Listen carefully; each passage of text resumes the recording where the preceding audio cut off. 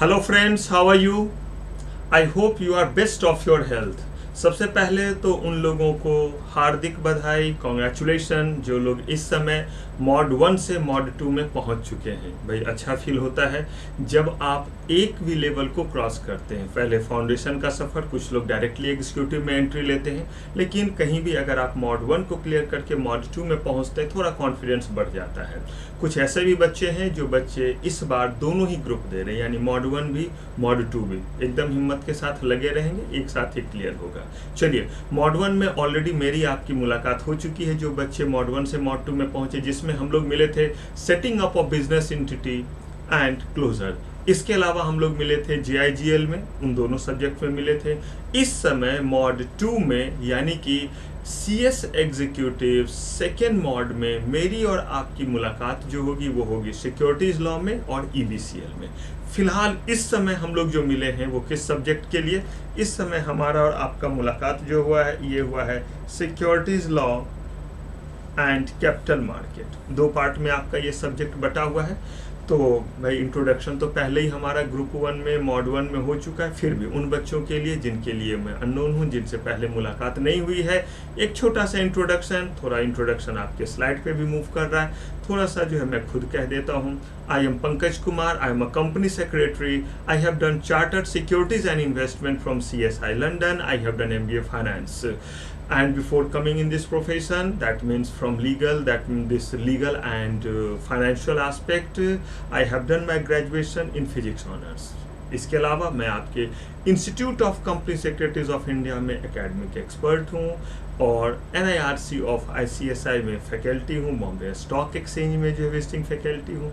इसके अलावा कुछ और भी जगहों पे करते रहेंगे बातचीत। इस समय मैं एक प्रैक्टिसिंग कंपनी सेक्रेटरी हूँ, FCS हूँ। FCS बेसिकली तब होता है जब आपके जो हैं वो सर्विस के कम से कम 5 साल हो जाते हैं। इस समय 11 ईयर हो चुके हैं मुझे मेंबर बने हुए। मैं इस समय corporate restructuring, strategic planning, SEBI से रिलेटेड और फेमा से रिलेटेड चीज़ों के लिए जो है वो कंसल्टेंसी देता हूँ। करते हैं बात एकेडमिक के बारे में। हम और आप इस समय securities law and capital market के लिए मिले हैं।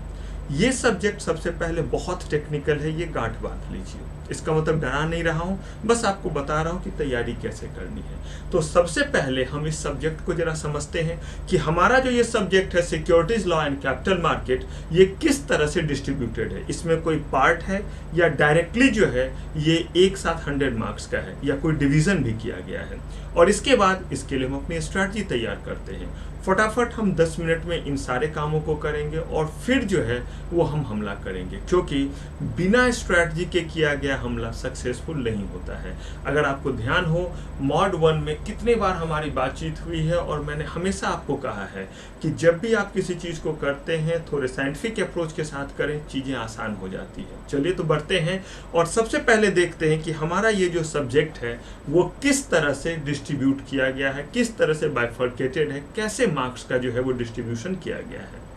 इस पेपर को 2 पार्ट में बांटा गया है, पार्ट 1 एंड पार्ट 2। ये पार्ट 1 पार्ट 2 सिर्फ इस क्लास के लिए। इसके बाद कैसे किस चैप्टर को करना है एज यूजुअल आप मेरे ऊपर छोड़ेंगे। तो ये जो हमारा पार्ट 1 है ये है हमारा 70 मार्क्स का, जिसे सिक्योरिटीज लॉ नाम दिया गया है। और ये जो पार्ट 2 है ये है कैपिटल मार्केट एंड इंटरमीडिएटरीज के नाम से, जो है 30 मार्क्स का। बट मैं आपको क्लियरली बता दूं, ये जो पार्ट A और पार्ट B किया गया है उन्होंने कर दिया इंस्टीट्यूट ने, हमने भी मान लिया, लेकिन पढ़ते वक्त हम जरा भी इस बात का जो है वो कद्र नहीं करने वाले हैं कि पार्ट A को पहले करें या पार्ट B को करें। पूरा पार्ट B पहले कर लेते हैं या पूरा पार्ट A कर लेते हैं, फिर आएंगे हम पार्ट B पे, या पहले पार्ट B करके तब आते हैं पार्ट A पे। ऐसा नहीं। इसमें बेसिकली हम उस सीक्वेंस को फॉलो करेंगे, उस ऑर्डर को फॉलो करेंगे जिससे चीज़ों को समझना आसान हो जाए। Subject highly technical, but I tell you, maximum marks इसमें आ सकता है, हाईली स्कोरिंग सब्जेक्ट है। रीज़न ये है कि इसमें जो क्वेश्चन पूछे जाते हैं उसमें बड़े सारे क्वेश्चन न्यूमेरिकल होते हैं, प्रैक्टिकल होते हैं, छोटे छोटे क्वेश्चन होते हैं, कॉन्सेप्ट पे बेस्ड होते हैं। अगर आपको कॉन्सेप्चुअल क्लैरिटी है, बड़े आराम से इस पेपर को आप क्लियर कर लेते हैं। बट यकीन मानिए, अगर कॉन्सेप्चुअल क्लैरिटी नहीं है तो दम निकल जाएगा। रट्टाफिकेशन से ये पेपर निकल ही नहीं सकता है। आपके जितने भी 8 पेपर्स हैं मॉड 1 और मॉड 2 को इंक्लूड करते हुए सीएस एग्जीक्यूटिव लेवल पे, इसमें ये सबका पप्पा जी है। रीज़न ये है कि ये पेपर जो है वो आपका बहुत सारे पेपर का नॉलेज ढूंढता है और साथ ही साथ टेक्निकल इन नेचर है। यानी कि अगर मैं आपको बोलूं कि शॉर्ट नोट्स लिख लो, आसान हो जाता है। लेकिन अगर मैं आपको जो है वो छोटा सा एक कॉन्सेप्ट पूछूं 1 मार्क्स एंड 1.5 मार्क्स का, वहाँ बड़ी दिक्कत आती है, क्योंकि वहाँ पे चीज़ों को बनाया नहीं जा सकता है, क्रिएट नहीं किया जा सकता। अगर आता है तो स्ट्रेट फॉरवर्ड लिखिए, क्योंकि हम लोग जब इसको इवैल्यूएट कर रहे होते हैं तो हमें आंसर स्ट्रेट फॉरवर्ड चाहिए। लैंग्वेज आपके हो सकते हैं अनडाउटेबली, ये नहीं है कि लैंग्वेज वही वाले हो, लेकिन क्लैरिटी से होनी चाहिए। करेंगे बात इन्हीं चीज़ों को भी डिस्कस करेंगे, कौन से बुक को फॉलो करें, किस तरह से जो है वो मूव करें, इन चीज़ों को ही हम स्ट्रैटेजी का पार्ट कहते हैं। और तब हम लोग देखेंगे कि किस चैप्टर को पहले किसको बाद में करें। लेकिन एक चीज़ और ध्यान से जान लीजिए इससे पहले कि हम अपने स्ट्रैटेजी वाले एस्पेक्ट को डिस्कस करें। ये जो इसमें पार्ट 1 और पार्ट 2 है, ये बहुत ही जो है वो बेरहमी से जो है वो इसे मिक्स किया गया है। मतलब ये कि अगर हम लोग यहाँ से उठाएं और बढ़ते चले जाएं और यहाँ के बाद इस बी में आए यानी पार्ट 2 में आए, यकीन मानिए सारा का सारा कॉन्सेप्ट का ऐसे का तैसा हो जाएगा। रीज़न ये है कि इसमें कुछ टॉपिक जो पार्ट 1 में है उसी का एक्सटेंशन आपका जो है वो पार्ट 2 में है। यानी कि जब हम लोग पढ़ना शुरू करेंगे तो पता चलेगा आपको कि हमने शुरुआत पार्ट 2 से की है, इसके 2 चैप्टर को यहाँ पढ़ा और एक को जो है वो फिर हमने जो है उसके बाद इधर ढूंढना शुरू किया, क्योंकि उसका एक पार्ट यहाँ दिया। जैसे मैं आपको एग्जाम्पल दे रहा हूँ, देखिए यहाँ ये जो हमारा है SEBI delisting of equity share, इसके बाद सिक्योरिटीज कॉन्ट्रैक्ट रेगुलेशन एक्ट, यानी कि ये है 1 नंबर, ये है हमारा नंबर 8। इसके बाद सेबी एलओडीआर रेगुलेशन और भी इसमें है। आइए कहाँ गया, इनसाइडर ट्रेडिंग, ये देखिए ये 4 चैप्टर्स एक ही चीज से जुड़े हुए हैं और जिसका नाम है स्टॉक एक्सचेंज। बस परेशान मत होइएगा, बिल्कुल कहानियों में किस्सों में ये चलेगा, आपके जरा सा भी जो है वो दिमाग पे स्ट्रेस नहीं पड़ना है। बहुत मज़ेदार है, बहुत टेक्निकल है, बड़ा मजा आएगा आपको, बशर्ते एकदम माइंड के साथ बैठे। यानी कि शरीर के साथ तो क्लास में होते ही हैं, पूरे माइंड के साथ बैठेंगे, चीज़ों को ध्यान से सुनेंगे, खुद जो है वो इसमें जरा सा भी जो है वो बुद्धि नहीं लगाएंगे। यानी कि कुछ सोचना ही नहीं है, सोचना है जैसे टीचर कहे काइंडली उस डायरेक्शन में सोचिएगा, ताकि चीज़ें जो है वो आसान हो जाए। तो ये जो हम कह रहे हैं ये 4 चैप्टर है, ये सब स्टॉक एक्सचेंज से रिलेटेड है। तो मैं इन 4 चैप्टर को अलग अलग नहीं पढ़ाऊंगा, मैंने इसे एक यूनिट नाम दिया स्टॉक एक्सचेंज यूनिट, जहां पे हम एक साथ 4 चैप्टर करेंगे। और इतना ही नहीं, इसका एक पोर्शन स्टॉक एक्सचेंज का ये देखिए कहाँ छुपा बैठा है, ये है सेकेंडरी मार्केट का, ये भी स्टॉक एक्सचेंज वाले चैप्टर से। यानी मैं आपको बस ये बताना चाह रहा हूं कि किस तरीके से पार्ट 1 और पार्ट 2 को गजब ही ब्लेंड किया गया है, गजब ही मिक्स किया गया है। करने दीजिए इन्हें, हमें पता है कि हम किस तरीके से जो है वो आगे बढ़ेंगे। जब हम आईपीओ वाला यूनिट पढ़ते हैं तो पता चला कि एक पोर्शन यहाँ पे है, बाकी पोर्शन जो है वो पार्ट 1 में है। फिर परेशान नहीं होना है, मतलब ये हम अपनी स्ट्रैटेजी तैयार करते हैं, सब्जेक्ट यानी हमारा securities law and capital market, topic का सिलेक्शन मेरे ऊपर, और उसी तरीके से चलेंगे जिस तरीके से बेस्ट आउटपुट निकल करके आएगा उस तरीके से। एक साथ अगर 5 चैप्टर को करना रहा 5 चैप्टर को करेंगे, सारे को एक साथ सारे कॉन्सेप्ट को समझेंगे। ऑब्वियस सी बात है, जैसे ये स्टॉक एक्सचेंज खत्म, पार्ट 1 में 4 चैप्टर पे टिक लगाएंगे, पार्ट 2 के जो है वो 1 चैप्टर पे टिक लगा, और ऐसे करते हुए अंत में सारे पे टिक लग जाएंगे। ये बेसिकली जो है हमारा तरीका रहेगा इसमें चैप्टर को सेलेक्ट करने का। चलिए जरा कुछ स्ट्रैटेजी की बात कर ले। पहला चीज, हर एक एस्पेक्ट को बिल्कुल समझदारी से, बारीकी से, माइन्यूटली और क्रिस्टल क्लियर कॉन्सेप्ट के साथ समझना है। रीजन पहले ही बता दिया, हाईली टेक्निकल पेपर है लेकिन बहुत मजेदार। उससे भी काम की बात, हाईली स्कोरिंग। या तो इसमें बच्चा सीधे घुलट जाता है या सीधे तिलक लग जाता है, यानी कि काफी अच्छी स्कोर। तो कंसेप्चुअल क्लैरिटी हर एक जगह लेते जाएंगे। इसके अलावा हम जब चीजों को पढ़ रहे होंगे तो जहां पे भी हमें टर्मिनल की जरूरत होगी, टर्मिनल पे क्लासेस करेंगे, यानी कि लाइव टर्मिनल, मार्केट चल रहा होगा, खरीदना बेचना, कैसे डीमेट अकाउंट ओपन करते हैं, डीमेट अकाउंट ओपन होता है तो कौन कौन सी चीजें मिलती है, एक एक चीज आपको दिखलाऊंगा। वो सारे के सारे चीज आप देखेंगे। आप लाइव टर्मिनल पे शेयर्स खरीदना हो, बेचना हो, कैसे जो है वो शेयर्स के प्राइस घटते बढ़ते हैं, क्या मैकेनिज्म होता है, इन चीजों को सिर्फ और सिर्फ कागज पे नहीं करेंगे, सिर्फ और सिर्फ बोल करके नहीं करेंगे, बल्कि लाइव चीजों को समझते हुए करेंगे। अरे भाई सेंसेक्स बढ़ जाता है तो कैसे बढ़ जाता है, क्या हो जाता है, ऐसा है क्या सेंसेक्स, निफ्टी है क्या, क्या रिलेशन है, एक साथ कोरिलेट करते हुए लाइव देखेंगे कि ये देखिए निफ्टी यहाँ है तो सेंसेक्स यहाँ है, क्यों दोनों इसी रेशियो में मूव करता है, क्यों निफ्टी भी जिस दिन गिरा होता है तो सेंसेक्स भी गिरा होता है। कभी ऐसा भी होता है कि सेंसेक्स ऊपर निफ्टी नीचे, कहने का मतलब है कि जो सारी बातें हैं जहां प्रैक्टिकल अप्रोच की जरूरत है उन चीजों को प्रैक्टिकली लाइव करेंगे। यही मैंने कहा, यहाँ पे क्रिस्टल क्लियर कॉन्सेप्ट के साथ चलेंगे। हर एक कॉन्सेप्ट पे, हर एक पॉइंट पे जो भी हम पढ़ेंगे उन सारे जगहों पे हमें करना क्या है, उन सारे जगहों पे हमें देखना है कि इस जगह से किस तरह के क्वेश्चन हमसे रेज किए जा सकते हैं। क्या यहाँ से जो है डिस्क्रिप्टिव क्वेश्चन पूछा जा सकता है, क्या यहाँ से थोड़े लॉन्ग क्वेश्चन पूछे जा सकते हैं, क्या यहाँ से जो है वो कमेंट पूछा जा सकता है, क्या इस जगह से जो है वो राइट शॉर्ट नोट्स पूछा जा सकता है, क्या इस जगह से केस लॉ बना सकता है, क्या यहां से कोई प्रैक्टिकल और न्यूमेरिकल क्वेश्चन दे सकता है। ये सब्जेक्ट, ये पेपर आपका जो है यहाँ पे बहुत अलर्ट रहिएगा। हर एक जगह पे आपको देखना पड़ेगा कि कहीं यहां से कोई न्यूमेरिकल क्वेश्चन तो नहीं रेज होता है, क्योंकि इस सब्जेक्ट में बड़े सारे न्यूमेरिकल आते तभी तो स्कोरिंग है। लेकिन वो न्यूमेरिकल क्वेश्चन अगर आप सोचेंगे कि पहले पूरी पढ़ाई कर लो भाई, बाद में ढूंढना शुरू करेंगे कि कहां से न्यूमेरिकल आ सकता है, तो बस ढूंढते रह जाओ। हर एक जगह जहां हम पढ़ेंगे वो मैं आपको पढ़ाते वक्त ही आपको बताऊंगा कि ये देखिए इस जगह से इस तरह का जो है वो प्रैक्टिकल क्वेश्चन हो सकता है।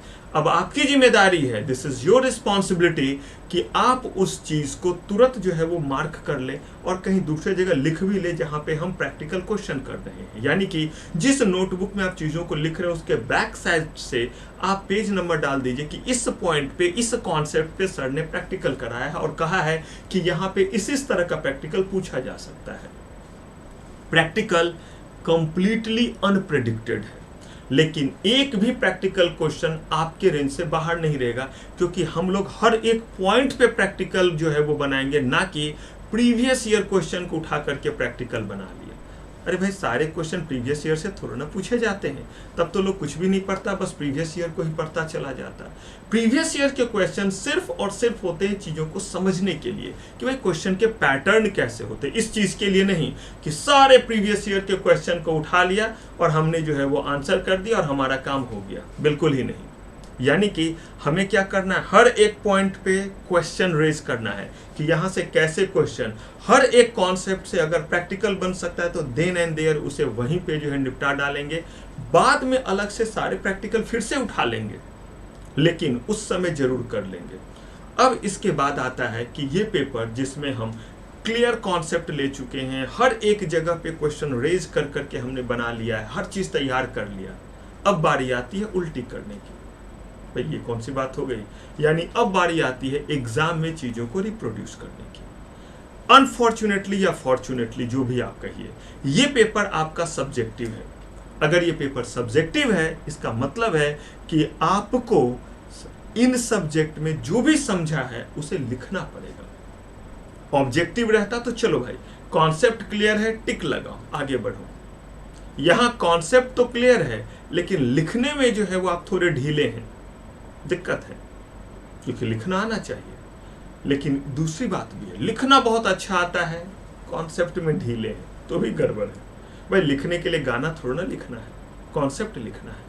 तो दोनों ही चीज करना होगा, कंसेप्चुअल क्लैरिटी चाहिए और राइटिंग एबिलिटी, तब एग्जाम हमारा क्लियर होगा। कंसेप्चुअल क्लैरिटी से एग्जाम भी क्लियर होगा और आगे हमें काम करने में भी मदद मिलेगी, क्योंकि ये पेपर अगर अच्छा है तो बड़ा अच्छा आपको जो है वो ट्रेनिंग मिलता है। मर्चेंट बैंकर वगैरह के पास करेंगे बात ये सारी चीज हम लोग क्लास के दौरान। और साथ ही साथ आप जो है जब वर्क के लिए आते हैं तो वहां भी आपको काफी मदद मिलता है। अब एक और खास बात, और वो ये है कि राइटिंग के लिए करेंगे क्या।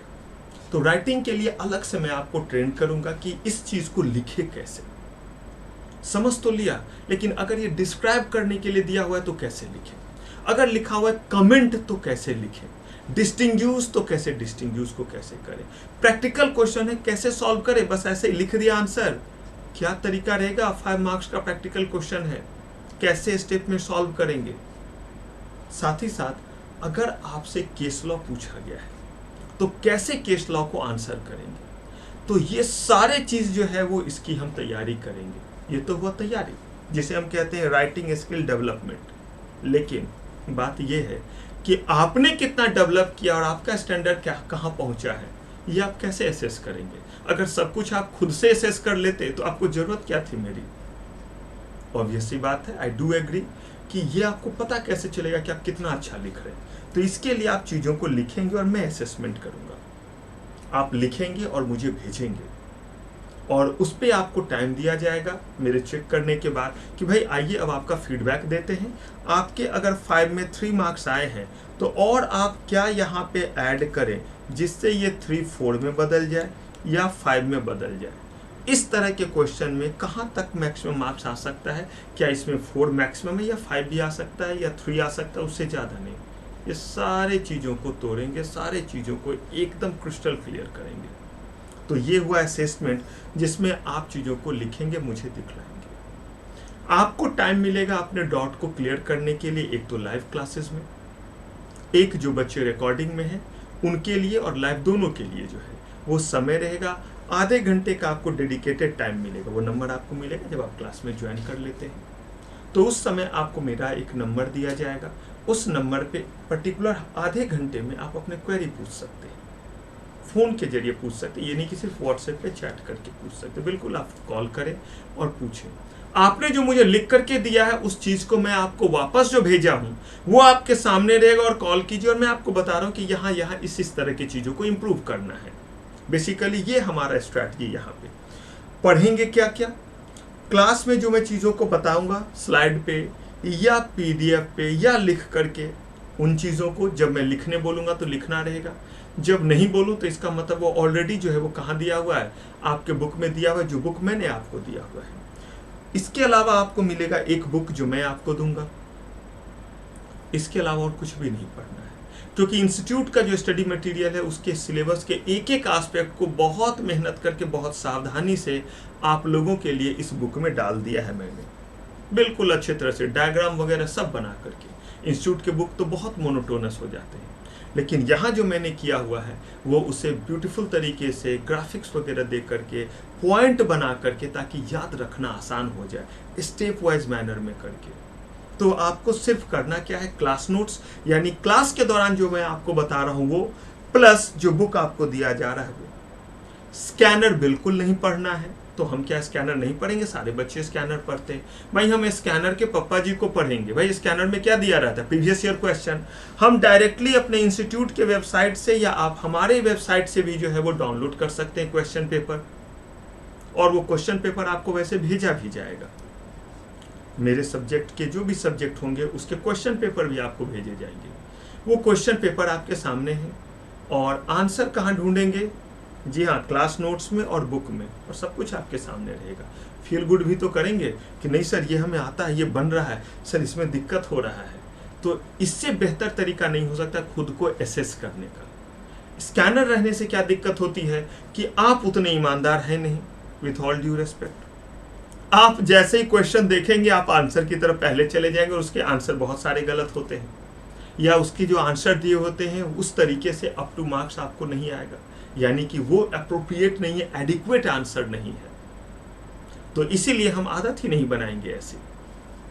लास्ट में गुरु मंत्र, मंत्र ही है तो करेगा कमाल, करेगा धमाल, लेकिन ये सबसे लास्ट में, जब सारा कुछ हमारा खत्म हो जाएगा तब करेंगे कि किस तरह का प्रैक्टिकल क्वेश्चन, किस तरह के क्वेश्चन, किस तरह से कौन से चैप्टर को किस चीज़ के लिए ज़्यादा करें, किस चैप्टर से ज़्यादा प्रैक्टिकल बनते, किससे केस लॉ ज़्यादा करेंगे, ऐसी बातचीत। ये हमारा ओवरऑल स्ट्रैटेजी है।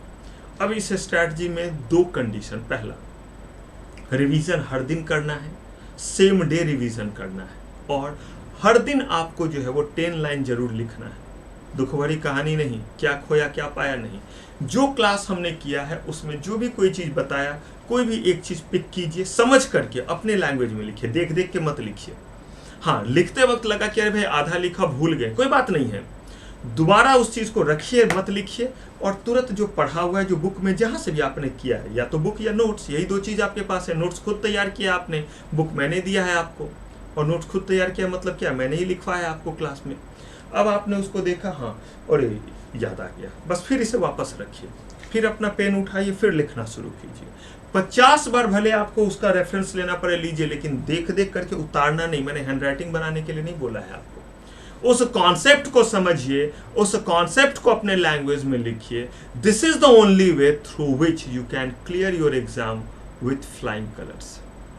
बस यही एक तरीका है जिससे कहीं कोई दिक्कत नहीं होगी, एग्जाम में बहुत अच्छे मार्क्स रहेंगे, और बिना प्रेशर के आप इस पेपर को अच्छे से कर सकते हैं। रिवीजन और लिखने का काम हर दिन, और जो लिखेंगे बिल्कुल मुझसे दिखला सकते हैं, शेयर कर सकते हैं। तो चलिए, ये रहा बेसिकली हमारा स्ट्रैटेजी। किस चीज़ के लिए? इस पेपर के लिए हमारा स्ट्रैटेजी रहा है। अब इस पेपर को हम क्या करते हैं, पढ़ना शुरू करते हैं। तो चलिए, पहले हम लोग जो पढ़ना शुरू करें, मैंने पहले ही आपको बोला कि प्लीज़ आज के बाद भूल जाइए कि इसमें 2 पार्ट है, पार्ट 2 और पार्ट 1। बस ये समझ लीजिए कि जो भी आपको मैं पढ़ा रहा हूँ पहले बाद ऐसे करके, ये सब एक सब्जेक्ट का पार्ट है, और जो जिस तरीके से सिंक्रोनाइज होना चाहिए उसे वैसे ही कराया जाएगा।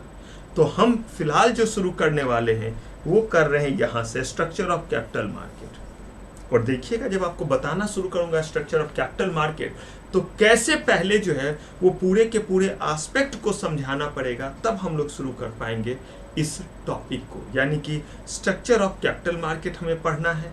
अब इस स्ट्रक्चर ऑफ कैपिटल मार्केट में तो बड़े सारे चीज हैं, तो इन्हीं बड़े सारे चीजों में से हम बढ़ेंगे कैपिटल मार्केट इंस्ट्रूमेंट की तरफ। यानी कि रियल चैप्टर जो हमारा होगा कैपिटल मार्केट इंस्ट्रूमेंट। लेकिन देखिए, इस कैपिटल मार्केट इंस्ट्रूमेंट पे पहुंचने के लिए अभी कितने पापड़ बेलने होंगे, क्या क्या समझाऊंगा, तब जाकर के यहाँ हम पहुंचेंगे।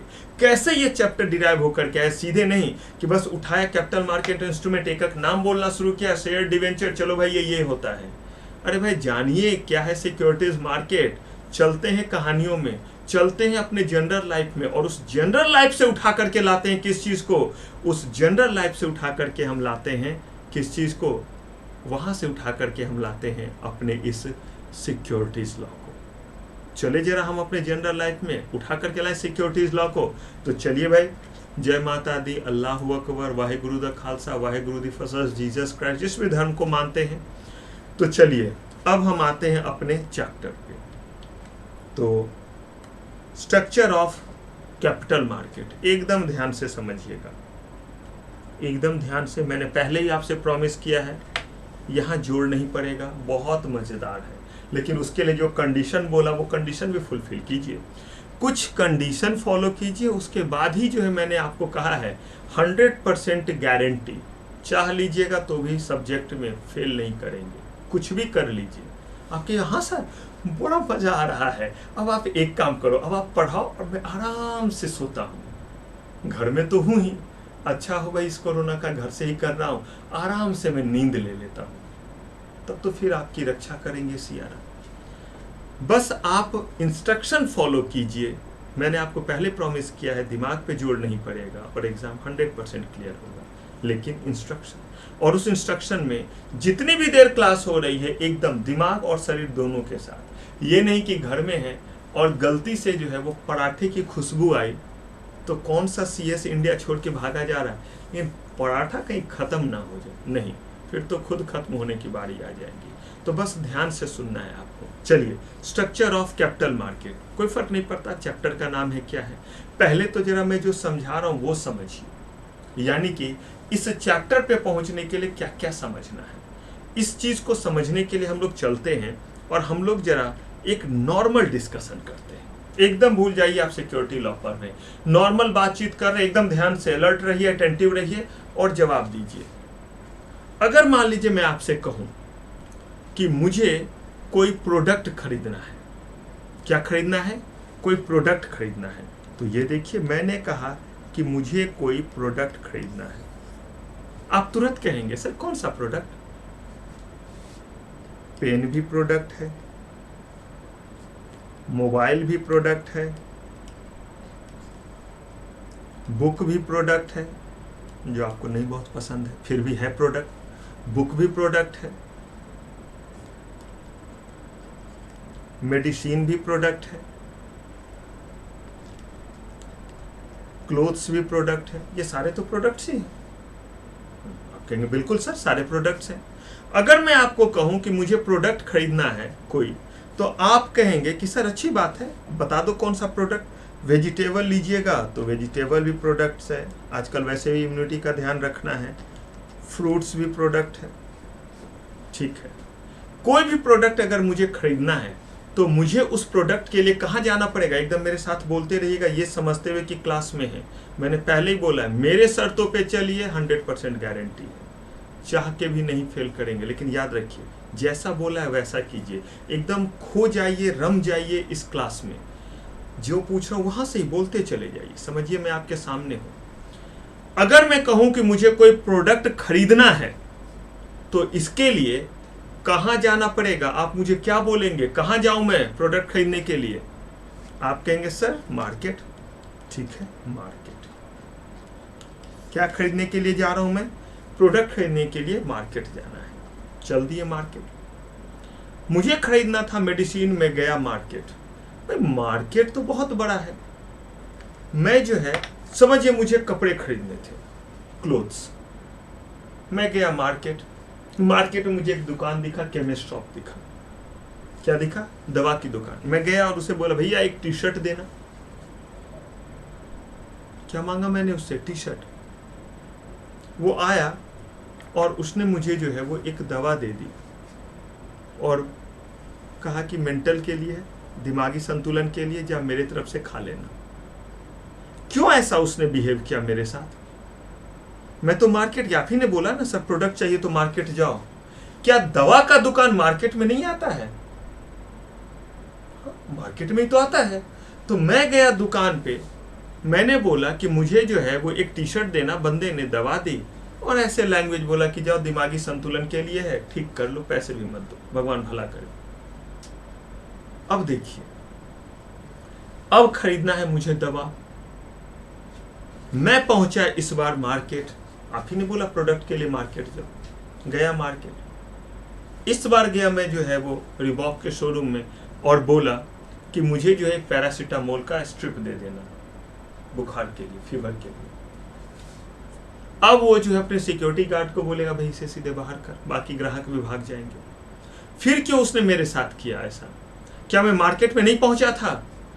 तो मैं पहुंचा तो था मार्केट में, तो मैं जब मैं मार्केट में पहुंचा तो क्यों ऐसा मेरे साथ बिहेव किया?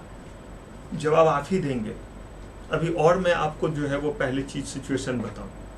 अगर मुझे खरीदना है फ्रूट्स वेजिटेबल, तो फिर आप कहेंगे जाओ सर मार्केट से खरीद लो। अरे भाई ये हम कोलोकियल टर्म में बार बार बोल देते हैं मार्केट से खरीद लो। ये सही बात है कि मार्केट से ही मिलता है, लेकिन हर प्रोडक्ट के लिए मार्केट अलग अलग है। दवा के लिए जो रेलिवेंट मार्केट है, देखिए तो मुझे मार्केट नहीं, आप मुझे कहां भेजिए? Relevant market. तो दवा के लिए जो रेलिवेंट मार्केट है वो है मेडिसिन शॉप, केमिस्ट की दुकान। क्लोथ्स के लिए भी मार्केट जाना है, लेकिन मार्केट नहीं बोलूंगा, क्या बोलूंगा? Relevant market. और रेलिवेंट मार्केट का मतलब कपड़े की दुकान। वेजिटेबल एंड फ्रूट्स के लिए अगर मार्केट बोला तो शायद काम नहीं होगा। रेलिवेंट मार्केट बोला तो इसका मतलब है वो बाजार, वो मंडी, वो बाजार जहां पे फ्रूट्स वेजिटेबल मिलते हैं। इसका मतलब है, ध्यान से सुनिएगा, कि प्रोडक्ट के लिए हम हमेशा कहाँ जाते हैं? मार्केट। यानी कि मार्केट में हमें प्रोडक्ट मिलता है, लेकिन सही में अगर बोलूं तो हमें जो है वो प्रोडक्ट कहाँ मिलता है? रेलिवेंट मार्केट में। और उस मार्केट में प्रोडक्ट होगा, साथ ही साथ क्या होगा? बायर होगा, और साथ में कौन होगा? सेलर होगा। बायर में क्या होना चाहिए भाई? तो भाई बायर में जो है वो होना चाहिए पोटेंशियल। क्या करने के लिए? सामान को खरीदने का पोटेंशियल, पैसे। और सेलर में क्या होना चाहिए? विलिंगनेस। इसके पास होना चाहिए पोटेंशियल, क्या करने का? To bye. और सेलर में क्या होना चाहिए? विलिंगनेस, क्या करने का? To cell.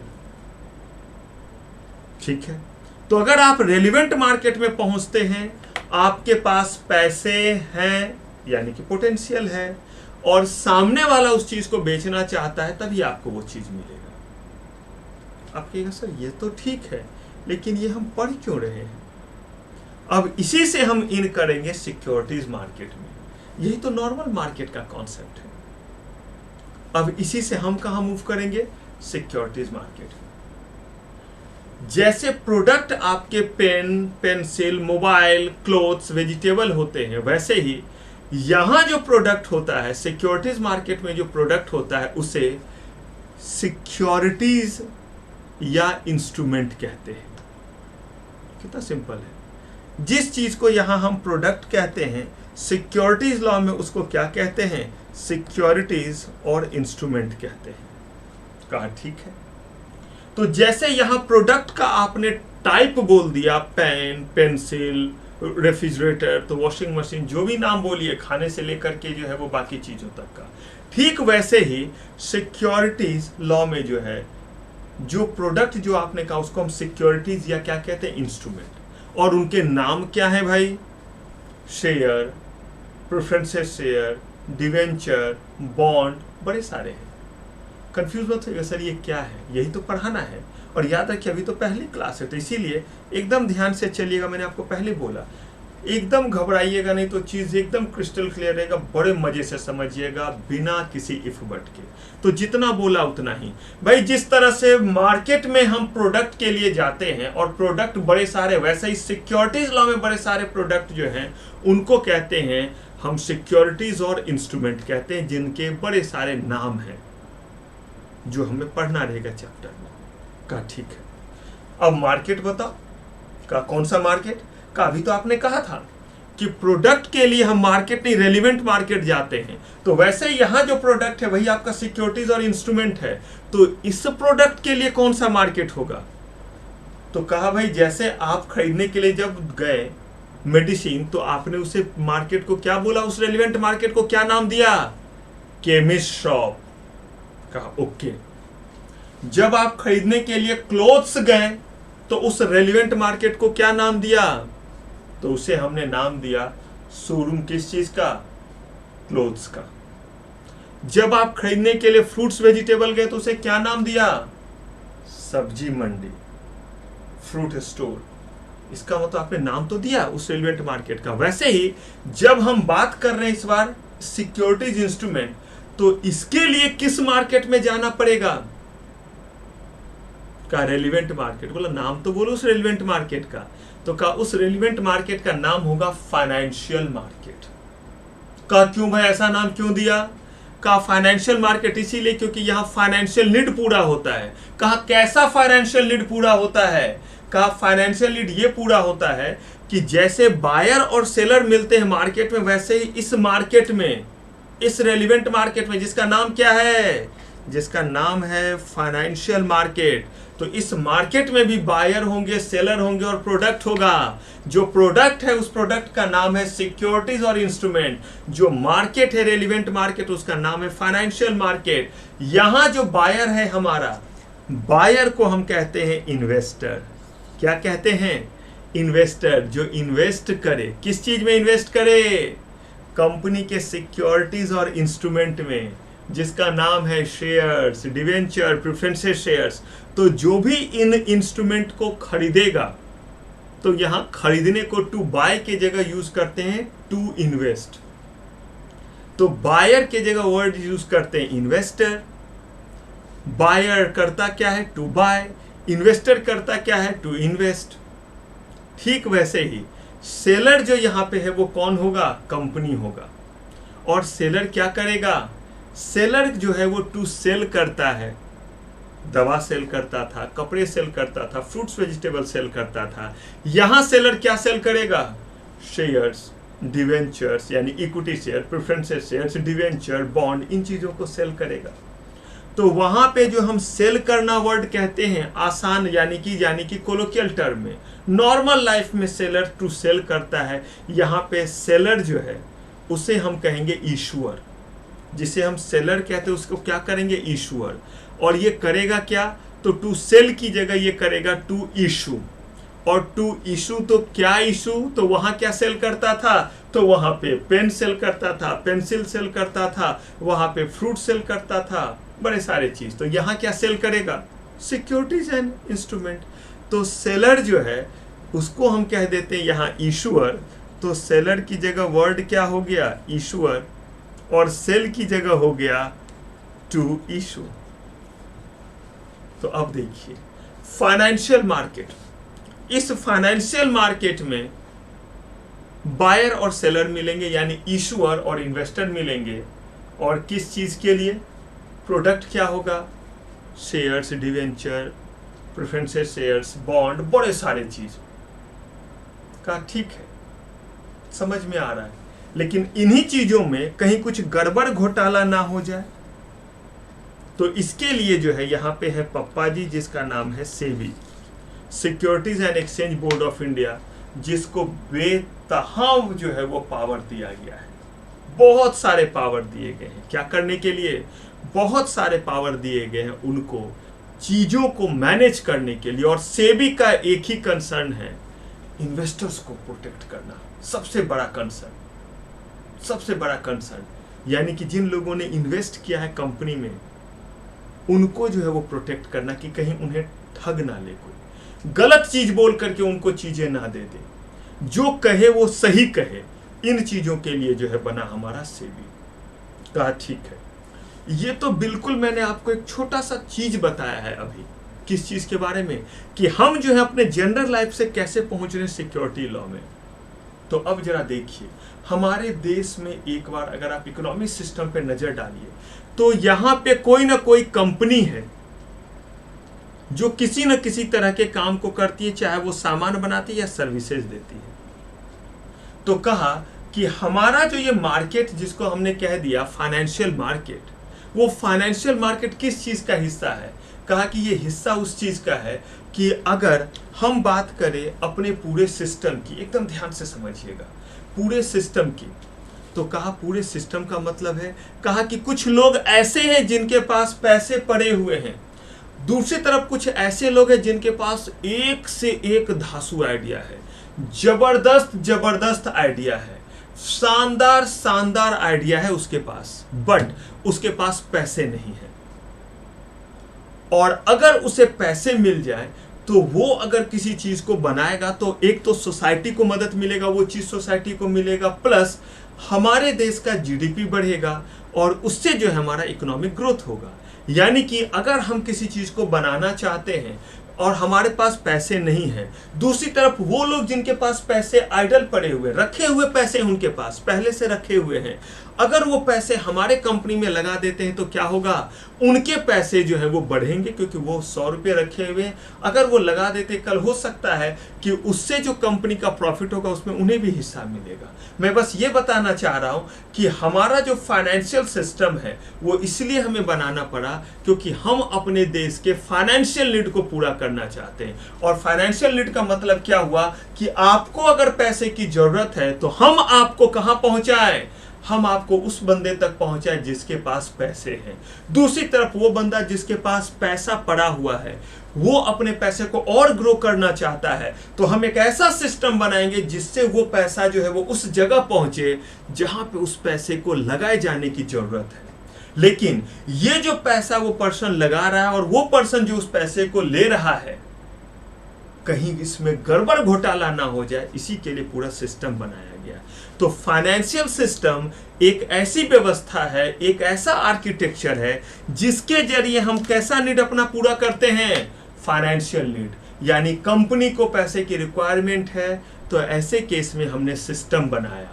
आपके पास आइडल पैसा है, आप उस पैसे को ग्रो करना चाहते हैं, बढ़ाना चाहते हैं, एक सिस्टम बनाया और उस सिस्टम का नाम दिया फाइनेंशियल सिस्टम, क्योंकि ये सिस्टम हमारे फाइनेंशियल नीड को पूरा करता है। कहा वेरी गुड, यहां तक बात समझ में आई।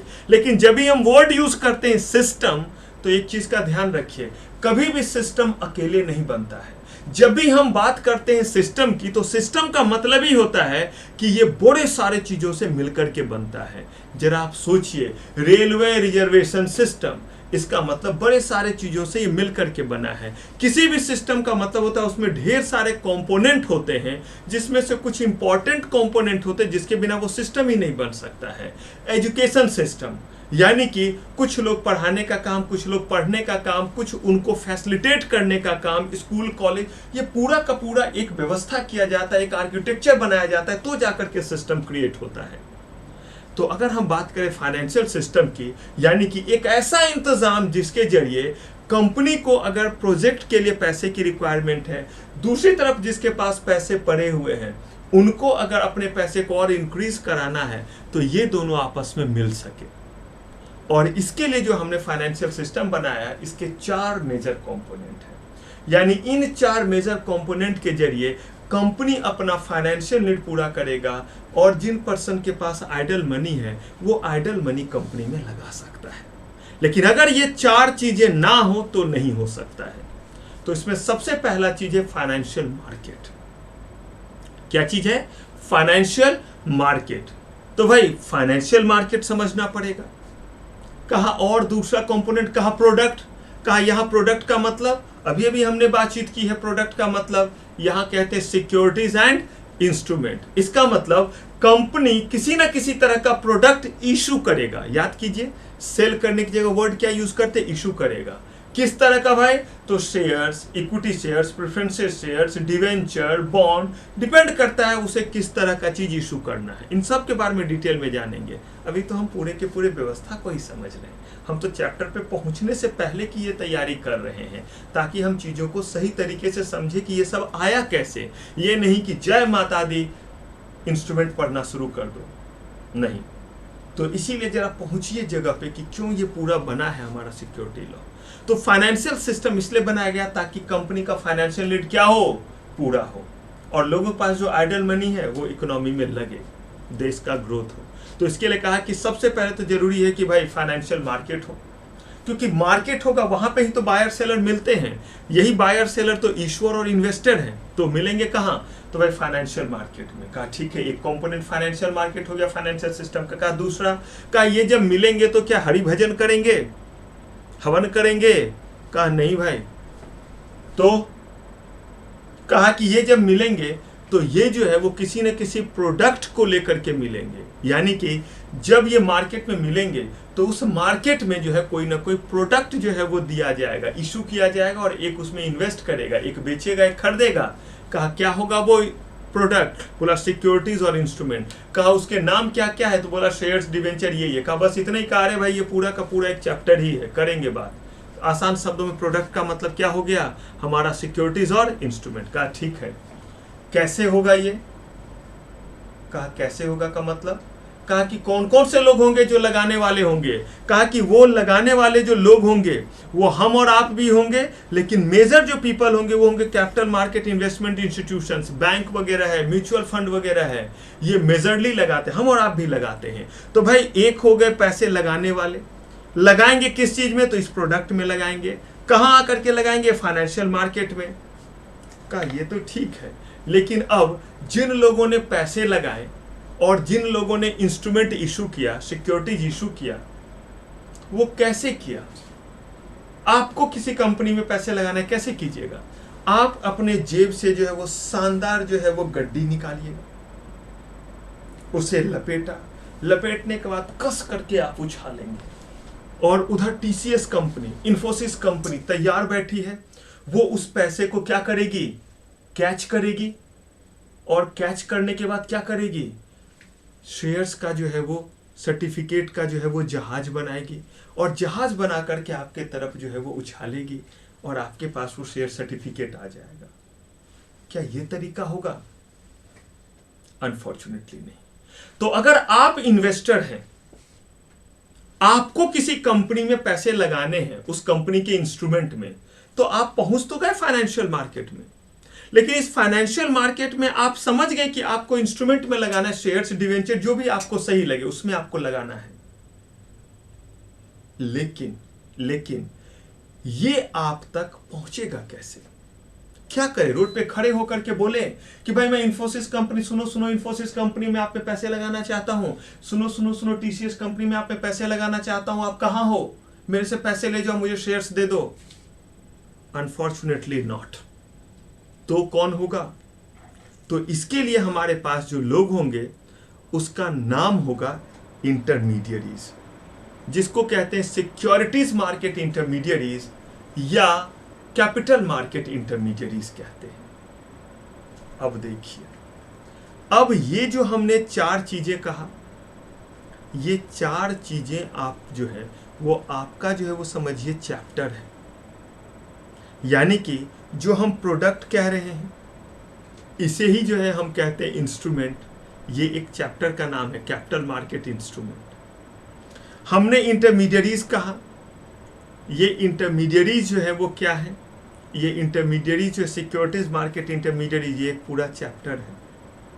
कैपिटल मार्केट इन्वेस्टमेंट इंस्टीट्यूशन, वो लोग जो पैसे हैं जिनके पास और वो पैसे लगाएंगे, ये भी आपका एक चैप्टर है। तो जरा सोचिए, कहीं पे फाइनेंशियल सिस्टम का जिक्र नहीं किया हुआ आपके सिलेबस में, लेकिन ये चारों चीज दिए हुए हैं। तो मुझे एक चीज बताइए, बिना इस बात को समझे हुए अगर आप सीधे जो है वो चैप्टर उठाते हैं तो कहीं ना कहीं एक मिसिंग सा जो है वो फील आता आपको। किस बात को लेकर के?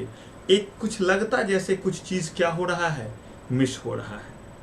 इसीलिए मैंने आपको कहा कि हम पढ़ेंगे तो ऐसे नहीं पढ़ेंगे, चीजों को कहां से उठाए, तभी तो हम जो है कंसेप्चुअल क्लैरिटी रहेगा और दिमाग पे बर्डन नहीं पड़ेगा। तो देखिए, हमने कहा फाइनेंशियल सिस्टम एक ऐसी व्यवस्था है जिसके जरिए कंपनी का फाइनेंशियल नीड पूरा होगा, कंपनी की पैसे की जरूरत पूरी होगी, और इस पैसे की जरूरत को पूरी करने के लिए इस फाइनेंशियल सिस्टम में बड़े सारे कंपोनेंट को मिलाना पड़ेगा, जिसमें मेजर 4 कंपोनेंट, सिर्फ 4 ही नहीं है, मेजर 4 कंपोनेंट है। हमारे पास फाइनेंशियल मार्केट होना चाहिए, क्योंकि मार्केट में ही जो है वो बायर सेलर अवेलेबल होते हैं, यानी इशूअर और इन्वेस्टर अवेलेबल होते हैं।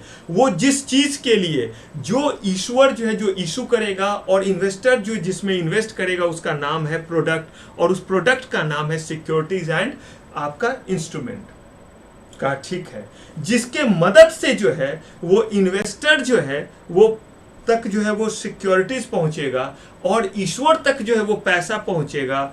उस पर्सन का नाम, उस चीज का नाम है इंटरमीडियरीज, जिसके बड़े सारे एग्जांपल है, मर्चेंट बैंकर है, ब्रोकर है, डिपॉजिट डिपार्टमेंट है, बहुत सारा कुछ है, पूरा चैप्टर ही है। और वो लोग जो पैसे लगाते हैं मेजरली, जो कंपनी और इंस्टीट्यूशंस के फॉर्म में है, वो है हमारे investment institution.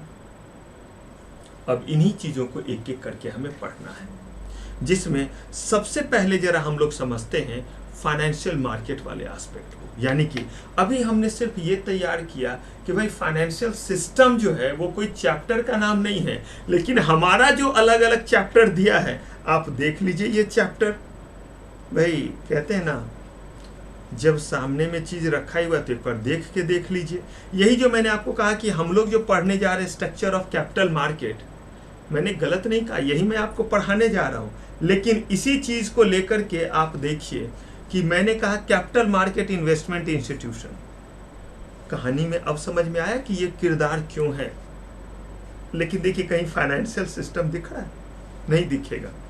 Capital market instrument, यही तो इंस्ट्रूमेंट और प्रोडक्ट, ये भी एक चैप्टर है। इसके बाद आपका देखिए सिक्योरिटीज मार्केट इंटरमीडियरीज। आप देखिए किस तरीके से ये स्ट्रक्चर बना हुआ है कि हमने जो एक कहानी शुरू की, वो कहानी में अलग अलग पात्र हैं, कैरेक्टर है, और वो कैरेक्टर आपके चैप्टर हैं। तो इसीलिए हमने जो है वो उस चीज़ को इसी अंदाज में शुरू किया। तो यहाँ हमने क्या स्ट्रक्चर ऑफ कैपिटल मार्केट तो पढ़ना है, शुरू तो किया, लेकिन इसके आर्किटेक्चर को समझने के लिए हमने शुरू किया इस बात को कि भाई फाइनेंशियल सिस्टम जो है वो है क्या। तो वो एक ऐसा सिस्टम जिससे कंपनी का फाइनेंशियल नीड पूरा होता है, और उसके लिए इन सब चीज़ों के रहने पे ही कंपनी को पैसे मिलेंगे और जो इन्वेस्टर्स हैं उनके पैसे वहाँ पे लगाए जा सकते हैं। तो अब पहला चीज़ इसमें जो देखना रहेगा, हमें अभी बहुत डिटेल में, अभी हमें सबसे पहले जो देखना रहेगा वो कि फाइनेंशियल मार्केट है क्या। समझ में तो आ गया, फाइनेंशियल मार्केट एक ऐसा मार्केट है जिस मार्केट में आपका फाइनेंशियल नीड पूरा होगा, ठीक है। लेकिन मुझे एक चीज बताइए कि ये जो फाइनेंशियल नीड पूरा होगा, ये फाइनेंशियल नीड हमारा तो लॉन्ग टर्म भी हो सकता है, शॉर्ट टर्म भी हो सकता है। क्या हर किसी को पैसे की जरूरत जो है वो 5 साल के लिए होगी? कंपनी को हमेशा कम दिनों के लिए भी तो हो सकता है, ज्यादा दिनों के लिए भी हो सकता है। तो अगर कंपनी को कम दिनों के लिए जरूरत है और ज्यादा दिनों के लिए जरूरत है, तो वो फाइनेंशियल मार्केट के किस सेगमेंट में जाए? एक तो पहले अपना फाइनेंशियल नीड अगर पूरा करना है तो उसके लिए भाई 4 कंपोनेंट है, जिसमें से सबसे पहला चीज है फाइनेंशियल मार्केट की। फाइनेंशियल मार्केट में जाइए तो फाइनेंशियल नीड पूरा होगा। लेकिन किस वाले जो है वो हम फाइनेंशियल मार्केट में जाए? आप कहिए सर ये क्या बात हुई, मैं कह रहा हूं आपको, सुनिए जरा। आपको जो है वो खरीदना है फ्रूट्स। अगर फ्रूट्स खरीदना है तो मुझे बताइए, कभी कभी आप फ्रूट्स खरीदते सिर्फ अपने लिए, वेजिटेबल खरीदते अपने लिए, और कभी कभी आपके घर में जो है वो पार्टी रहता है, आपके घर में कोई बड़ा आयोजन है, ओकेजन है, बहुत सारे लोग आएंगे, मान लेते हैं कोरोना खत्म हो गया, बड़े सारे लोग आएंगे। तो वैसे में जब आप चीज को खरीदने के लिए जाते हैं और अपने खाने के लिए खरीदने के लिए जाते हैं, तो जाते जरूर हैं आप फ्रूट्स मार्केट में, लेकिन वो फ्रूट्स मार्केट का भी अलग अलग स्ट्रक्चर है। एक वो फ्रूट्स मार्केट जहाँ पे रिटेल में आप चीज़ों को लेते हैं, और एक जो है उसके होलसेलर के पास चले जाते हैं। ठीक वैसे ही जाना तो फ्रूट्स मार्केट ही है, लेकिन वो रिटेलर भी हो सकता है, होलसेलर भी हो सकता है। ठीक उसी तरीके से अगर कंपनी को फाइनेंशियल नीड है यानी पैसे चाहिए, तो उन्हें जाना तो पड़ेगा फाइनेंशियल मार्केट में ही। लेकिन फाइनेंशियल मार्केट के किस सेगमेंट में और क्या एग्जैक्टली मतलब है भाई? कंपनी को पैसे की जरूरत कितने दिन के लिए है? कम दिन के लिए, ज्यादा दिन के लिए, क्या सेंस है? और वो कम का मतलब क्या है, ज्यादा दिन का क्या मतलब है? फिर फर्दर उस मार्केट में जाकर के किस तरीके से फंड वो रेज कर पाएंगे? फिर देखना होगा बड़े सारे जो इंस्ट्रूमेंट है वो इंस्ट्रूमेंट है क्या, प्योर है, हाइब्रिड है, डेरिवेटिव है, क्या है, इंटरमीडिएरीज है तो कौन कौन है इंटरमीडिएरीज, इंस्टीट्यूशन है तो कौन कौन है। इन सारे चीजों को हमें जानना है, तब जाकर के हमारा ये जो है वो सीक्वेंस चलता रहेगा। तो अभी हमने जो है वो बस इतना जाना है कि स्ट्रक्चर ऑफ कैपिटल मार्केट के लिए सबसे पहले फाइनेंशियल सिस्टम समझना पड़ा, क्योंकि ये पूरा का पूरा सिक्योरिटी लॉ है ही इसी चीज पे बेस्ड कि कंपनी को पैसे की जरूरत होती है, उस जरूरत के लिए कंपनी अलग अलग तरह के सिक्योरिटीज इशू करती है, और वो सिक्योरिटीज इशू करते वक्त जिन लोगों को इशू करे उसके साथ गड़बड़ घोटाला ना करे, इसके लिए बड़े सारे सिक्योरिटीज लॉ बनाए गए हैं, जिसको देखने के लिए सेबी है जो ध्यान रखते हैं इन चीजों का। ये ओवरऑल सिंपल सा इंट्रोडक्शन है आपके सब्जेक्ट का। यानी कि अब हमें देखना है कि फाइनेंशियल मार्केट क्या है, फाइनेंशियल मार्केट में जो है वो मनी मार्केट क्या है, कैपिटल मार्केट क्या है, सिक्योरिटीज मार्केट क्या है, प्राइमरी मार्केट क्या है, सेकेंडरी मार्केट क्या है। सब मार्केट ही बोला तो मार्केट जाएंगे तो इतने मार्केट हो गए, तो कैसे करेंगे? और तब देखेंगे कि कौन कौन सा वो इंस्ट्रूमेंट है जिसके जरिए फंड रेज होता है। ये जो आप इतने दिनों से सुनते आ रहे शेयर्स, डिवेंचर, प्रेफरेंशियल शेयर्स, बड़े आसान से चीज, बड़े मजेदार चीज है। कंपनी का मालिक कहते हैं शेयर होल्डर होता है। भाई क्या होता है जो वो मालिक बन जाता है? तो इन चीजों का जवाब आपको मिलेगा हमारे नेक्स्ट एपिसोड, नेक्स्ट लेक्चर में। यहां तक के चीजों को अच्छे से समझ के आइएगा, अच्छे से रिवाइज करके आइएगा, तब जाकर के जब आप नेक्स्ट क्लास में बैठते हैं तो चीजें आपको अच्छे से समझ में आती है। आज आपके लिए बहुत ज्यादा कुछ होमवर्क के रूप में है नहीं, बस जिन चीजों को मैंने कहा है उन्हीं चीजों को थोड़ा एनालाइज कीजिएगा, थोड़ा समझिएगा। जिस तरीके से मैं आपको लेके गया उसी चीज को ध्यान रखिएगा कि क्यों पढ़ना शुरू किया था, कैसे सर ने पढ़ाना शुरू किया था, क्या कह गए फाइनेंशियल सिस्टम के बारे में, कैसे जनरल चीजों को जो है सिक्योरिटी लॉ से जोड़ा, और तब हम लोग अगले क्लास में इससे आगे बढ़ते हैं। तो फिलहाल आज आपके लिए मेरी सारी सेवा समाप्त। थैंक यू वेरी मच, आपका बहुत बहुत धन्यवाद। मिलते हैं नेक्स्ट क्लास में, तब तक के लिए टेक केयर, बाय बाय।